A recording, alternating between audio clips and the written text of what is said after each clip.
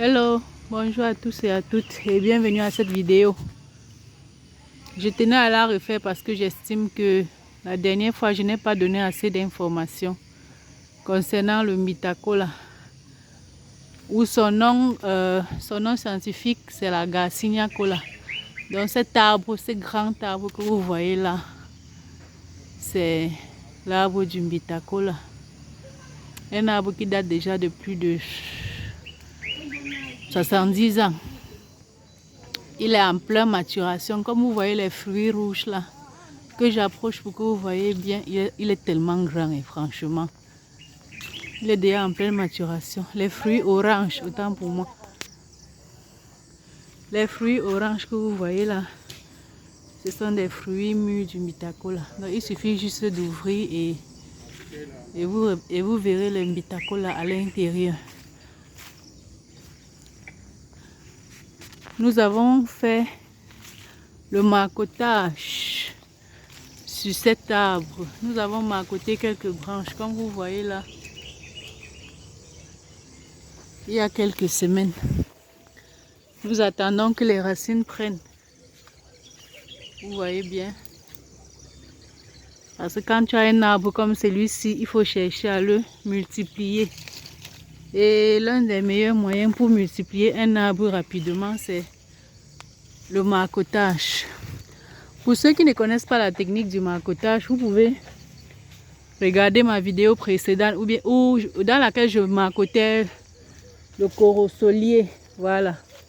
Vous verrez dans cette vidéo là que j'ai marcoté le corosolier. En fait, c'est le même processus. Donc, tout ce que vous verrez dans cette vidéo là, vous recopiez seulement sur les autres arbres. Que ce soit l'avocatier, les safoutiers, en fait, tous les arbres fruitiers. Donc, si vous avez un arbre dans votre jardin qui vous intéresse vraiment, vous pouvez utiliser cette méthode là. Elle est très rapide parce que en fait, la branche qu'on récolte pour aller planter contient déjà l'information génétique du grand arbre. Ce qui fait que ça ne prend plus trop de temps pour produire. Maximum 2 ans, l'arbre produit déjà. Voilà. Ici en bas, il y a quelques fruits qui sont tombés. Je vais vous montrer quelques fruits qui sont tombés. Ça ouvre un peu ça. Dépose les autres, j'essaie d'ouvrir ça.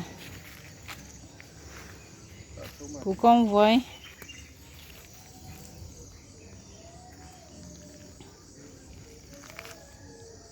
Là, ce sont des fruits déjà mûrs. Bien mûrs du Mitacola. Celui-ci a donné 3 Mitacola. Voilà. Quand tu récoltes ça directement comme ça et que tu manges, franchement, ça a encore toute sa saveur, tout son liquide, quoi. C'est très frais, très croustillant. Le Mitacola, en rappel, est très bien pour le ventre. Et les feuilles aussi. Les feuilles sont bien aussi pour le ventre. En fait, pour le traitement des maladies telles que la typhoïde, ce qu'on appelle aussi le palu du sang. Vous faites bouillir ça et vous buvez. L'écorce aussi, comme vous voyez sur l'arbre ici, les gens viennent de temps en temps enlever l'écorce. C'est toujours pour la digestion. Quand tu bois ça, vous verrez que partout là c'est blessé parce que les gens viennent enlever l'écorce pour aller se faire soigner.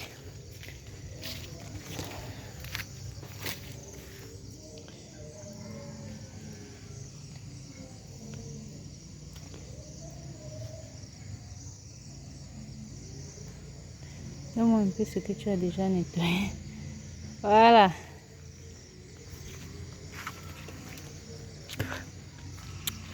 Le Mitacola, comment on peut faire pour avoir si tu n'as pas la possibilité de marcoter, si tu n'as pas un arbre que tu vas marcoter comme moi j'ai fait ici, tu peux simplement prendre les graines du Mitacola que tu mets en terre, ça germe.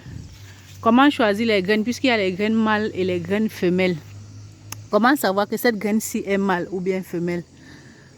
Il faut, quand tu prends, comme vous avez vu tout à l'heure, quand on a ouvert un Mitacola, c'est sorti 3 à l'intérieur, ça veut dire que c'est femelle.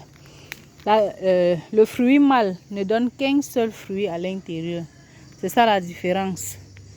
Donc le fruit mâle, le Mitacola qui est mâle, donne un seul fruit. Quand tu ouvres, comme elle est en train d'ouvrir là, tu vois un seul fruit à l'intérieur. Sache que c'est le mâle. Donc quand tu vois déjà trois Mitacola comme ceci qu'on a récolté tout à l'heure, ceci a donné combien? 3 aussi. Quand tu vois déjà 3, 4, je sais que c'est la femelle. Donc c'est ça que tu dois prendre pour... Voilà, ceci a donné 4. C'est ça que tu dois prendre. À l'état frais comme ça, tu fais germer. C'est plus facile quand c'est frais comme ça. Quand on laisse déjà sécher, après il faut tremper. Si c'est déjà sec, si c'est ce que vous achetez aux gars qui se promènent là, vous allez d'abord tremper pendant 72 heures. Donc vous mettez ça dans une bouteille.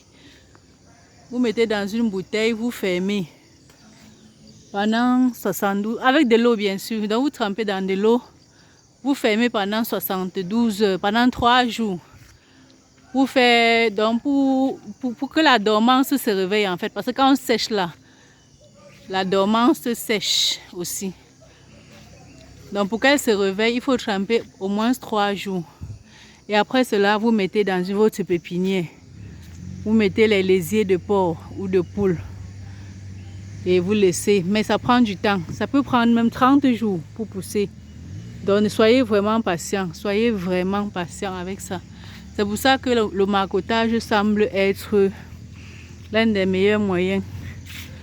Et en ce qui concerne aussi le marcottage, ce que j'ai oublié de mentionner, c'est que quand vous marcotez un arbre, de temps en temps, même une fois par 2 semaines, vous venez avec une seringue. Vous venez avec une seringue pour arroser. Vous voyez comment l'eau coule, c'est parce qu'on est en train d'arroser les marcottes. Voilà. Vous piquez, vous mettez de l'eau dans la seringue et vous piquez en haut. En fait, question de mouiller la terre simplement. Vous cherchez simplement à mouiller la terre. Une fois en 1 semaine ou en 2 semaines. Pour que votre terre reste mouillée et que la production des